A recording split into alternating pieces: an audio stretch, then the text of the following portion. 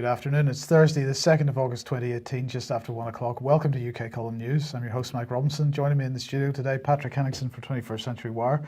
Welcome to the programme, Patrick. Great to be with you, Mike. The front pages of the red tops, at least today, Patrick, have been spectacular. Here we go. The Daily Mirror, Brits 118 Fahrenheit holiday hell.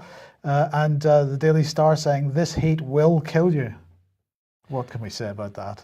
Yeah, it's just climate chaos, but that was the theme for the last couple of weeks, Mike, with this epic heat wave that's hit Britain, the best summer really on record for I don't know how many decades. But they're bombarding us with these headlines on the days. The last couple of days have been quite normal temperatures and mostly cloudy, actually. Yeah, so I don't know quite what to believe with that, Mike. We had the record-breaking hot day last week when we all had to wear jumpers down here, so I couldn't really figure out what the papers were talking about there. But anyway, I think the general theme here is to sort of be afraid of the weather, fear the climate. So again, this ties into climate change nicely. So I don't know, do you have the... I have this one, yes. Okay. The 31 billion, this is the Express's take on it. Well, 31 billion heatwave boost to the economy. It's amazing. So we're told that the heat's going to kill us, but then there's an economic windfall apparently from this heat wave, a 31 billion pound boost to the economy. I mean, can we have a little bit of that 31 billion, please? How do you get it? I guess if you just sit outside in the sun, that somehow the trickle-down effect will sort of take effect, and you'll get rich somehow. But you know, where does this $31 billion figure come from, Mike? Well, £1 billion. I mean, your dollars are worthless compared to pounds. So where does this figure come from? Is it the petrol that people put in their tanks in order to go to the beach? Is it suntan lotion sales? Is it beach balls, parasol umbrellas? What exactly, where does this money manifest from? Where does this fortune, this financial windfall for the country, exactly how do they come to that figure, Mike? I'm still trying to figure it out. I want a piece of that sunshine, actually. But the bottom line here is that the mainstream press this morning doing a spectacular job to sort of reinstate their credibility. Mm-hmm. Yeah. Well, let's move on to United Utilities. Now, the northwest of England, of course, has had some of the hottest weather in this massive heat wave. And as a result, the water has been disappearing out of the reservoirs, and United Utilities had declared that they would be putting in place a hosepipe ban, which is due to begin in the next day or two. Now, the problem for them was that in the meantime, the government gave permission for Cuadrilla to start fracking in the northwest of England. And of course, that uses huge quantities of water. And so Ian Crane, in his live reports each morning on Facebook and YouTube, and also on his Fracking Nightmare program, which the last one he did was a couple of Thursdays ago, was making the point that this was a bit ironic, that the government had given permission for the frack to go ahead right at the moment that United Utilities was putting in place this hosepipe ban. Well, you'll be delighted to know, Patrick, that United Utilities has called off the hosepipe ban following this decision by the government. Now, of course, the mainstream media are not making any suggestion that there's a connection between these two events. That's me that's doing that, because I'm certainly suggesting that there's a connection between these two events. So the temporary ban by United Utilities was due to start on Sunday, actually, to safeguard essential supplies. But apparently recent rainfall and cooler temperatures and reduction of water usage have led to it being lifted. Are you aware of the types of rainfall taking place that were necessary to refill reservoirs? I don't know. When did that happen? Did that happen between Friday and Sunday? Must have, yes. I think the main point here, Mike, is there's two sets of rules. There's one set of rules for polluting corporations, and there's another set of rules for the hapless public who just don't know any better. So in terms of water conservation, that looks like that's the double standard in effect. Yes, absolutely. Well, look, let's move on to more serious issues. And we mentioned this yesterday. Corbyn apologises. This is the Guardian's take on it. Corbyn apologises over an event where Israel was compared to Nazis. Now, this was an event which took place in 2010, and in my opinion, he rather foolishly has apologised for taking part in that event, because what was being highlighted was that a survivor from the Auschwitz death camps had been drawing parallels to what happened then and what is happening now with regard to Israel and Palestine. Pat, he, I think, as I say, rather naive isn't the right word, but it wasn't sensible of him to apologize for that. I think he should be taking a stand. I'm not surprised, though, because it's one capitulation after another for Jeremy Corbyn on this fake, contrived anti-Semitism in the Labour Party campaign that's been waged against him. And as you rightly pointed out, Dr. Hayo Meyer, who spoke at that event, himself, Mike, was a Holocaust survivor. And now Corbyn, years later, is being attacked for sharing a platform with him. But what's really interesting is what you're going to show us right here, which is that today, again, you can see the mainstream media working all the various angles of this story. They all seem to be playing on the same team, Mike. So Jeremy Corbyn silenced Holocaust survivor and had Jewish protesters thrown out of an anti-Israeli meeting. And this is Reuben Katz, another Holocaust survivor who hates Corbyn apparently for something that may or may not have happened many years ago.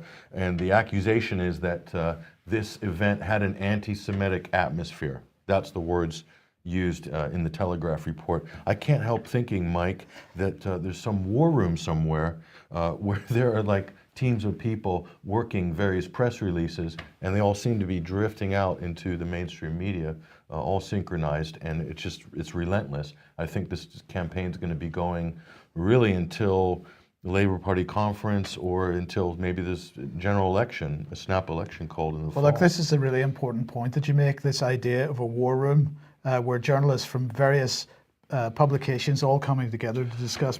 Now, it's only a week or two since the revelation of the secret Facebook group where exactly that was going on. Go ahead. Well, there's that possibility. There's also the possibility that the war room is not necessarily with journalists, but with PR people or people from the various Israeli lobby organizations or people with links to Conservative Party head office, because we've already established the link between the Conservative Central Office and Central Planning and the Israeli lobby, so in previous programs that you've done. So that, whatever this war room is, Mike, or war rooms, plural, it seems to be very, very efficient and completely relentless.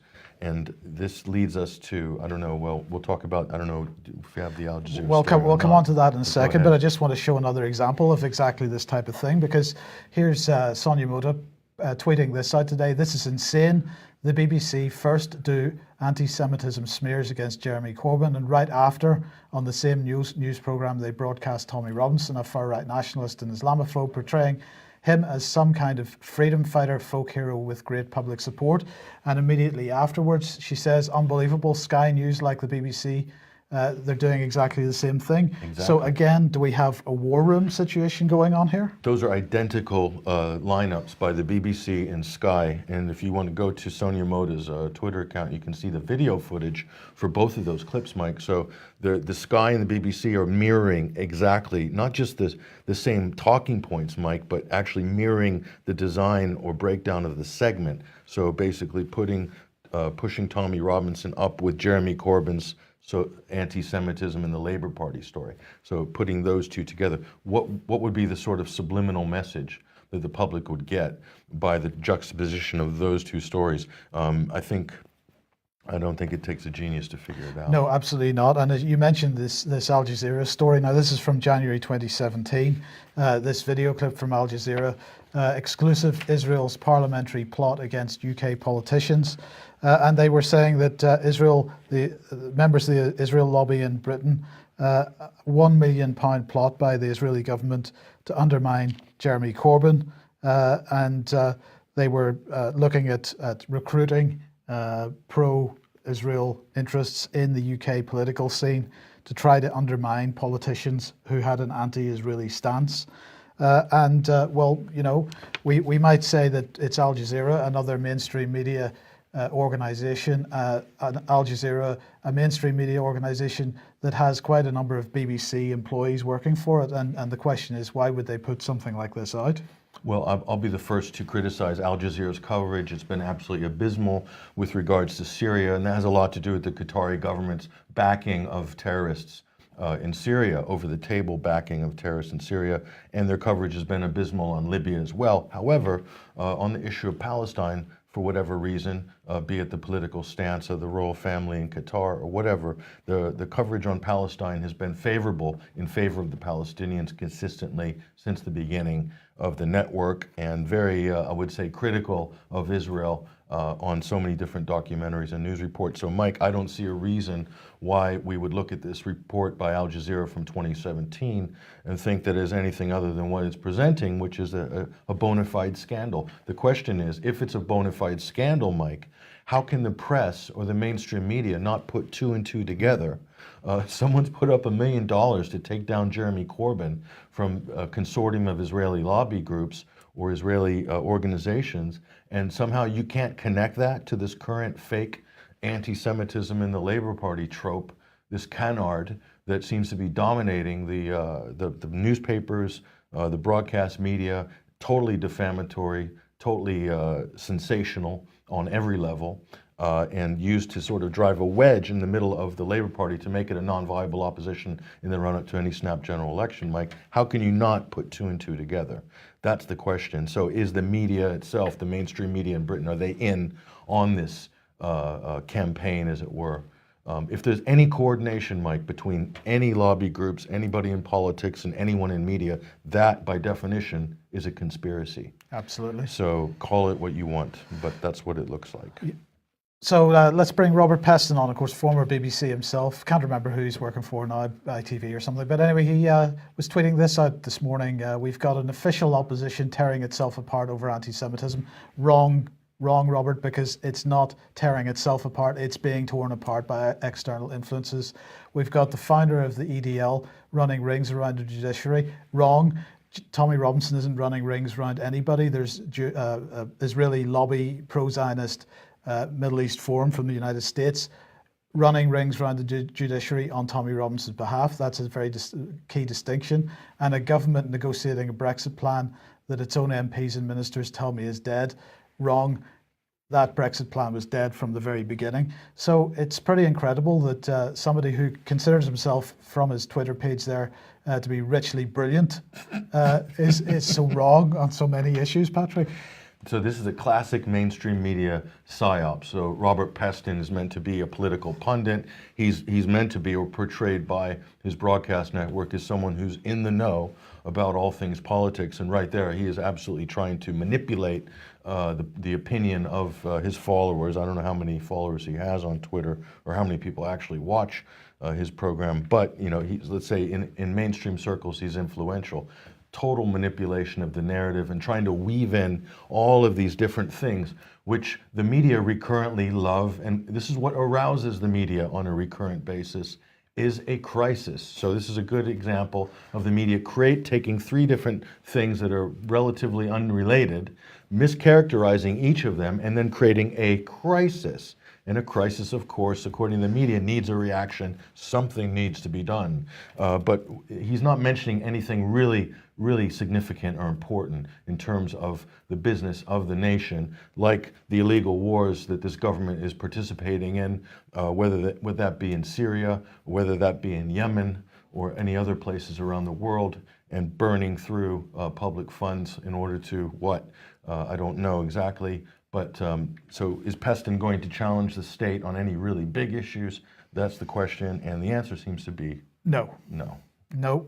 But Jeremy Hunt, Suleiman, currently our Foreign Secretary, running around Europe at the moment, telling everybody that a no-deal Brexit would be all the other European leaders. He's doing this that a no-deal Brexit would be a disaster. In fact, the only person who would be rejoicing would be Vladimir Putin. So there you go. That's all I'm going to say about Jeremy Hunt. Some people. Sure. It's all about Putin, and all roads lead to Vladimir Putin. So a lack of imaginative thinking on the part of the Minister Hunt. But let's come back to the BBC because The Guardian reporting that BBC's Today programme, now just to remind everybody, the Today programme is Radio 4, supposed to be a Radio 4 news and current affairs programme. It's been running for decades. It is supposed to be the flagship BBC morning news programme, begins at 6 a.m. and sets the news agenda for not just the BBC, because so many other mainstream media organisations take their steer from what takes place on the BBC Today programme, or that's how it has been in the past. because the Guardian headline here says BBC Today programme sheds 800,000 listeners. And the question is, why has it shed 800,000 listeners? And the answer, Patrick, is because about a year ago they put a new editorial team in place, and they have dumbed this programme down to a degree that nobody can really get to grips with, and so it is hemorrhaging support. It's not surprising, Mike. When you listen to Radio 4, it's amazing. They'll be doing some hard current event commentary, and then all of a sudden, this is on drive time, they'll pivot immediately into the mating habits of kestrels in the autumn, or sort of the benefits of underwater basket weaving or something like this in terms of depression therapy. But that's basically a Radio 4 lineup there. So whenever there's something important going on, I always tune in, but I never get back what I'm looking for, which is commentary on what's really important to the public. So maybe that's why they're hemorrhaging so badly. And BBC Newsnight, which of course is the evening news programme of anybody that has an IQ higher than 40, goes to that one rather than the main BBC News. I mean, if you're that way inclined at all. But BBC accused of breaching code by putting Assange critic in charge of special on WikiLeaks founder. This is RT reporting this.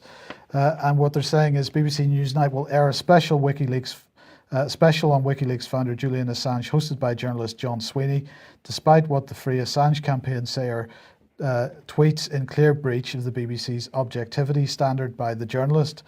So they're saying that John Sweeney put in charge of tomorrow's special despite malicious tweets in clear breach of BBC code. And what kind of language is he using? This journalist, he's calling Assange a Russian agent, a Kremlin asset, a useful idiot, this type of language. And so the campaign, the Free Assange campaign, saying that they've been challenging him on this and calling him a UK state TV propagandist, and he in response has accused them of twaddle. So there you go. The BBC can't get it right in the mornings, don't seem to get it right in the evenings. And is it any wonder that, what was the statistic, 16% of people now trust the BBC? They should be embarrassed of themselves. What's more embarrassing, Mike, is the fact that BBC didn't sack Sweeney for making those comments, because wouldn't comments like that made publicly really sort of bring down or degrade your position as a perceived anyway as a journalist?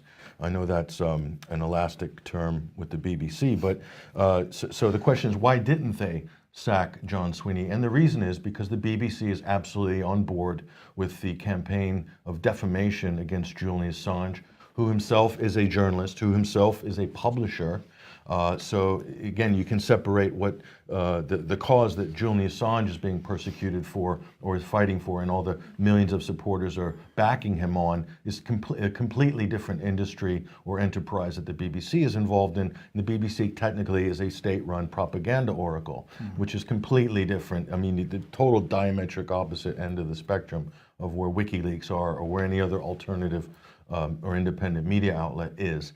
So that's really, there's a political agenda there. John Sweeney imbues that, and therefore he's rewarded by the BBC for that. If this isn't a perfect case study, Mike, of that, I don't know what is. Well, Patrick, as we know, alongside this issue of the continuing collapse of the mainstream media because they're not doing their jobs, because of that, of course, government getting pretty upset about social media, and of course, while the government is getting upset about social media, in parallel with that, the public is getting upset with social media because of the data collection, the fact that they're effectively running a monopoly and so on. But what the public don't seem to appreciate is that actually these concerns about data protection and monopoly are being stoked up by the government. Now, the government is approaching the problem of social media in two ways. First of all, and let's just remind ourselves who we're talking about. Facebook, Twitter, and Google are the main three. And the government approaching this problem in two ways. They're approaching it directly with these companies and requiring them to put in processes and programs in place, mostly driven by AI, to try to deal with pages and accounts that are putting out a narrative that the government doesn't like, having those pages and accounts shut down. But the other approach that they're taking is a slightly more aggressive approach with regard to competition. And so they have brought on board a former chief economic advisor. This is Professor Jason Furman. He was chief economic advisor to Barack Obama. He's a Harvard professor. And they've brought him on board to lead a government expert panel to look at how to guarantee tech market support for competition in these areas. So basically they're looking at how they can bring new players into the market, bring some competition against the big three, and potentially break up the big three, perhaps. Now, the issue with this is this, Patrick, as I see it. As much as I agree with everybody that wants to criticize, for example, Facebook for its pretty reprehensible behavior in terms of data collection and so on, the fact of the matter is that the ability to get a story out has been facilitated by Facebook that was in a way that was impossible before on the internet. So on the internet in the past, we had people that set up discussion groups, and there were interest websites on particular issues and whatnot. And there was pretty much very limited cross-pollination in ideas between these various groups. So everything was siloed, to use the common purpose term. They like to use this term, but everything was siloed. And so somebody that was talking about issue A probably wasn't too interested in issue B and didn't get any idea of what people were talking about with regard to issue B. And this situation has been resolved by Facebook in a sense, because people posting on Facebook, that information is being shared in a way that we haven't seen before. And what government is attempting to do here is to bring back the siloed internet that they had before, because they could control the narrative much better under those circumstances. And that's part of what this is about. So I think when we have this discussion about Facebook's behavior with regard to data collection, and the fact that data collection perhaps is feeding into intelligence services and so on, we've got to look at this, the broader picture here, and see actually what advantages the likes of Facebook and Twitter bring us as well. And that should be informing a better discussion on this issue. Well, clearly, Mike, the concern of the state, the concern of the establishment is the viral potential of any piece of information or any viewpoint or any news article online. This is the big fear from the establishment. The irony here, Mike, is the government is hijacking an existing public discontent. What is the public, and what is, say, the user base or the active users of social media? What is the real core of the discontent? It's over censorship. It's over shadow banning. The government has come in, hijacked that narrative in order to regulate under other premises, justifications, fight data and privacy violations and so forth, and not addressing the actual issue of censorship. In fact, regulating to allow for more censorship. In fact, even threatening the social media companies that if they're not censoring what's deemed to be fake news, then they're going to be fined or perhaps shut down in various markets. And of course, as we discussed on the Sunday Wire on Sunday with our guest, Renan Santos from Brazil, that's Facebook really wanting lobbying, complying with any government request in any country, no matter if it's run by an authoritarian right-wing government or a left-wing government or a progressive coalition like in America. Well, not in the White House, but I'm talking about sort of generally in the Silicon Valley. It's definitely Democrat Party oriented. It doesn't matter internationally. Facebook, their only obligation, their only moral obligation, they don't have any moral obligations. Their only obligation is to their shareholders, for the performance of their shareholders on the stock market. And that's why Facebook has created all these billionaires like Mark Zuckerberg and all these employee millionaires, shareholders. They've made their money now, okay? The reason they've been allowed to make their money, this is a point I made which is important, they monetized the user engagement. The size of their IPO, the value of their company when they went on the stock market was really based on the potential of their user base, the earning potential of the size and the engagement level of their user base. They monetized that in the form of an IPO, made billionaires and millionaires left, right, and center. Now they've got their money, they're cashing in, and they're stabbing their user base in the back, saying, well, we're done with you now, we've made our billions, and to hell with this platform, and we'll let the government run roughshod over it. whatever, we don't care, we'll comply as long as we can make our money or be active in this market or that market. It really comes down to that, Mike. I think it's comes down to money at the end of the day, and greed, and all these values that these Silicon Valley companies purport to have, and trying to make the world a better place. And look at what they've created here, one fake crisis after another. And I'm going to say one last thing, Mike. Watching Mark Zuckerberg in front of Congress before, during the congressional hearing, watching him cave into Congress and basically nod his head like a kid in the principal's office, and saying, nodding his head to Russian bots and Russia giving Donald Trump the White House and all this stuff. Mark Zuckerberg is smarter than that, but he went along with the gag. And that is a real betrayal, an absolute betrayal of everybody who the users built the Facebook platform. Okay, that's who really gave value to that platform. And he had plunged the knife into the back of everybody and run roughshod over free speech and allowing machine language, ML or AI or whatever you want to call it, to run censorship algorithms and to just make life an absolute misery for anybody that's really going about their normal daily business with the best intentions.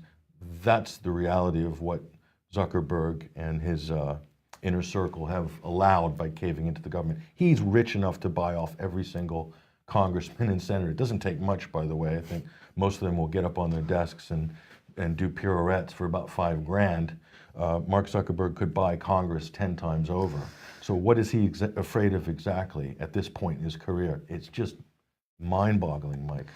Well, the irony, of course, is that the government has encouraged more and more internet use and still is absolutely determined to have everybody online because, of course, once they've dealt with this problem of fake news, there's going to be nobody to stand in the way of their own narrative. So Ofcom, of course, responsible for regulating the internet, amongst other things in this country, has published a new report here called A Decade of Digital Dependency, where they're saying, well, smartphones checked on average every 12 minutes, 20% of adults spending more time online each week than they spend at work, and so on. And really, the suggestion is that we are absolutely glued to our mobile phones. We're glued to the internet. I'm concerned about what the majority of people do while they're on the internet. They're not doing anything productive. Apparently, 40% pick up their phone and start browsing the internet, checking their emails and so on within 5 minutes of waking up in the mornings. That's a bit depressing. I think it's probably even more depressing that they're still using them 5 minutes before they go to bed. But anyway, in the meantime, Behavioural Insights, we were talking about that on yesterday's programme, and the UK's Behavioural Insights team. Well, the Ministry of Defence and the Defence, the DSTL at Portadown is now getting involved in a new programme on Behavioural Insights. They're calling it the new Behavioural Insights Analytics Competition Scoping Workshop, and it is part of the Defence and Security Accelerator. They are seeking innovative solutions to how the Ministry of Defence and partners across the defence and security can unlock the potential of understanding human behaviour from the estimated 2.5 quintillion bytes per day of user uploaded data using behavioural analytics. They're going to be holding a workshop on the 13th of September where stakeholders can help shape the scope of the new Behavioural Insights competition. So, Patrick, this looks like something which began in the Cabinet Office as far as the British government's concerned in the sort of civilian realm and is being used to try to manage people's perception of government policy and perhaps change their behaviour with regard to government policy. And as they've stated, making sure they do that in a way where people don't understand how their behaviour was changed with regard to that public policy. But now this is being potentially weaponised by the Ministry of Defence. That is a pretty dangerous direction for it to be taken in. Yeah, sure it is, but you can make the argument going in the other direction, Mike, whereby the military has been pushing concepts of psychological operations and information warfare into the public sphere for years and years. That's absolutely happened. But I think what's really happening here, Mike, is a blurring between the boundaries between the public government sphere and the defense sphere. So they become one and the same. They become interchangeable at that point, and I think that's the big danger here, because you know, the military usually have singular objectives, and they have goals and missions and so forth, and the government more and more is behaving like the military in this respect. So gone are the nuance, gone is any sort of stepping back and thinking about the utility or the ethics of what you're doing, and it's all about just achieving an objective. So I think more and more the government and the military are looking like they're operating in exactly the same fashion.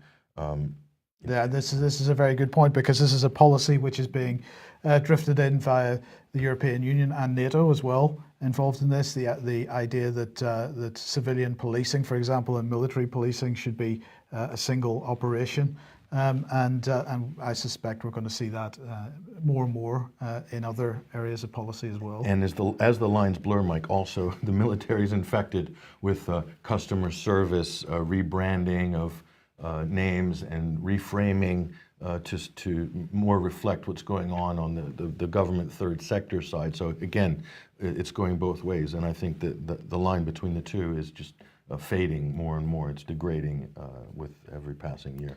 Absolutely. Now, here's a Mirror article. What is Momo? Parents warned over sick WhatsApp suicide game that could be the next blue whale. And you're talking about the use of applied psychology in the sort of civilian realm. We've been talking about this at the UK column for quite some time. The promotion of suicide amongst children from 12, particularly from 12 to 16, 12 to 18. We're seeing it starting to migrate into the student populations, particularly Bristol University has been highlighted recently as having a significant problem with the number of students committing suicide. But we have this kind of thing being brought into mobile phones, brought onto mobile phones, and I know of teenage children in Plymouth that are talking about these types of applications where self-harm and suicide are being actively promoted within the auspices of the game. One of the things that we pointed out in the past was we picked a particular area of South Wales close to the suicide cluster in Bridgend, where we were seeing suicide being promoted through school plays and plays aimed at teenagers in South Wales, and we were showing we were showing the groups that were lottery funded in some cases that were being used to promote this narrative, and we were showing the results of it. So this, of course, taken to a new level once it gets on a mobile phone and effectively potentially goes viral. This article talking about a 12-year-old girl in Buenos Aires committing suicide linked to Momo. So this is truly a global initiative, taking this type of applied psychology and messing with children's minds. It's horrible. This is a psyop. Look at this. This is the most reprehensible, disgusting thing you can imagine there. If that's being targeted and being aimed at children, then I think that you've got a serious problem going on there. Absolutely. Okay, let's move on to migration and Italy, because, well, migrants coming back, coming to Italy from Libya, of course, being turned away at the moment, and the Italian government being accused of being in breach of international law by the fact that they would not bring these people into Italy, and in fact turned them away. So I'm not really going to say too much more about that, Patrick, other than to say, in all the mainstream media coverage of this story today, I didn't see a single mainstream article which drew any irony out of that statement. The accusation from the United Nations that Italy is in breach of international law for not accepting migrants, when nobody has criticized anybody for the wars which caused these the migrant crisis to happen in the first place, and the fact that which international laws were broken when Libya was bombed into the Stone Age, which allowed these routes to open up in the first place. Nobody's talking about that. Breach of international law, which is significantly more significant than Italy turning away one boatload of migrants. Well, what it shows you, Mike, that international law actually does not apply to NATO, international law does not apply to the U.S., the U.K., and France, as we learned in April with the tripartite strike against Syria, but we've learned that many other times in the past. And also, of course, international law doesn't actually apply to the state of Israel. So again, there's certain people that, well, they talk about enforcing it, and they'll certainly wave their finger at a smaller or weaker state if they think they're in violation of it, but they themselves don't actually observe it. And of course, who's a more of a struggling economy in Europe right now, Mike, than Italy? So they're waving the finger in Italy, and the new government that's come in Italy as well, which is being characterized by a lot of the Northern European mainstream media as being a white nationalist-oriented government or a nationalist government. Therefore, they're roundly condemned, Mike. So, but you can blame this whole framing of the migrant crisis and the obfuscation of any NATO member state involvement in the takedown of Libya, the illegal takedown of Libya. Blame that on the BBC. Mainstream media propagandists have done such a great job of doing this over the last sort of 6 or 7 years. Which in itself is breach of international law. Yes, exactly. But it also leads, Mike, to the calls for militarized EU hard border force, and who's best to sort of carry out that duty. Well, there is something waiting in the wings, Mike, just all ready to go to perform that great humanitarian and security mission for Europe. And of course, you've learned that through the PESCO agreement. So again, I can see how it's progressing all nicely, this agenda. Okay, well, you mentioned Israel. Let's talk about Tamimi. Ahad Tamimi has been released a couple of days ago. This is the young, iconic resistance activist, Palestinian girl who was jailed. I think she was jailed when she was 13. I'm not sure, but I think she's definitely 14 now. I might have that wrong, but 14, maybe 15, I'm not sure. But she's been released. Stunning interview here by RT, which was put out, I think, this morning. And she says she would happily go back into jail 100 more times. And as we pointed out the other day, I think on Monday, Mike, that she's actually sad because there's a number of girls like her that are still languishing in Israel's little gulag that it runs, with thousands of Palestinians in there as young as in their young teens. And these are people that are basically identified, pointed out, and targeted by the IDF as potential, future political or resistance leaders, or people like, they've been doing this for years, basically. And anybody that they want to take off the streets and intimidate or throw in jail for a while, and who knows doing what with their head while they're in there, illegally incarcerated by this apartheid state. I can say that officially because Israel has just enshrined its apartheid status into Israeli law recently. So it is an apartheid state. It's actually much worse than an apartheid state, Mike, if you consider the military aggression carried out by the IDF against the Palestinian people. But so, great interview. I encourage people to go look at it and also follow this young lady. She's absolutely extraordinary. And more Israeli bad behavior as they once again are attacking Syria. Now they're claiming that they're attacking ISIS terrorists. I'm fascinated by this because, of course, in the past they've been supporting ISIS terrorists by giving them medical aid and so on. And as we reported on the UK Column News yesterday, the Syrian army finding caches of Israeli supplied arms in southern Syria.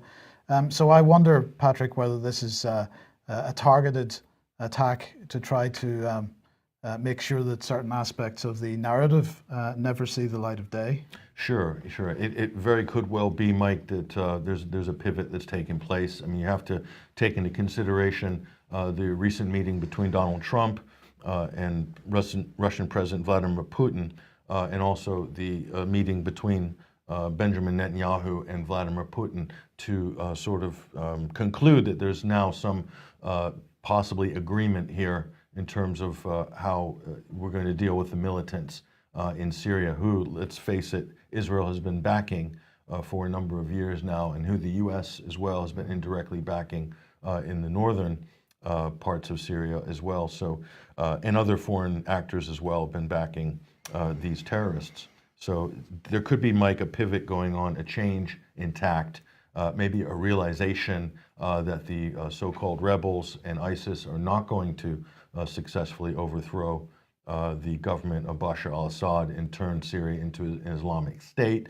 That's not going to happen. Is the penny finally dropped and they're going to give up, or they've just decided to take a new strategy in terms of wearing Syria down long-term through an economic embargo and then through asymmetric, deploying asymmetric terrorist attacks, suicide bombs, etc., to try to create sectarian divisions throughout the country. This is the strategy that's been employed to destroy Iraq after the U.S. invasion over many years, and it seems to be very successful. It has destroyed the country and has created a situation, made it rife for, let's say, an ISIS incursion in 2014, but also a continued U.S. military presence in Iraq and a political presence as well, if you consider the Green Zone in Iraq.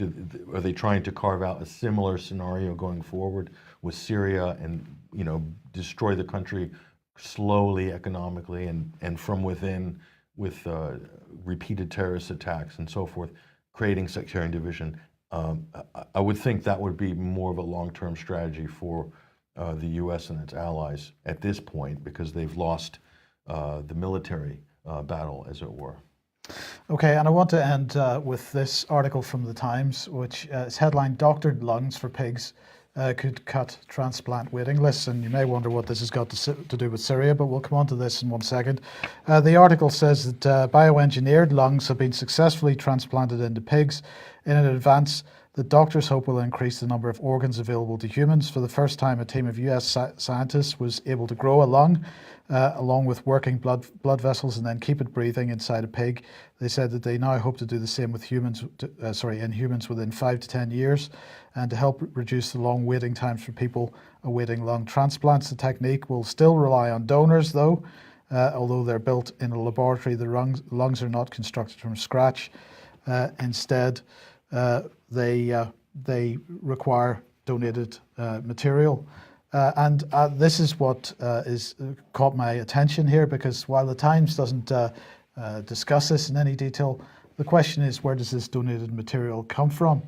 There is a waiting list for lung transplants, as there is for other forms of transplants as well. So you would imagine, or you have to ask the question, if lungs become available for transplant, they're going to go into somebody who has a need for that transplant, and they're not going to go to scientific research. So where is the material coming from for this scientific research? This is a very big question, and I have to say it's an area that we are looking into, and 21st Century Wire looking into as well, because we are aware that people are being taken from Syria and other war zones for organ harvesting. This is a piece of work that we're doing, but I'm going to ask the question, are these people aware of what the provenance was from origin to the laboratory for where they got the material for this research?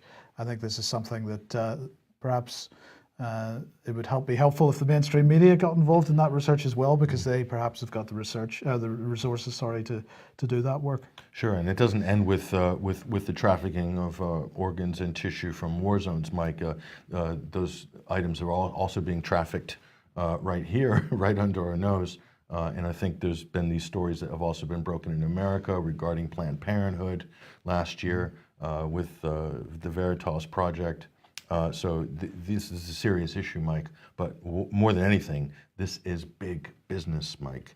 This is big business on the front end and then downstream as well. And you can see the downstream applications here, lung transplants, and of course, who knows where that's going to lead.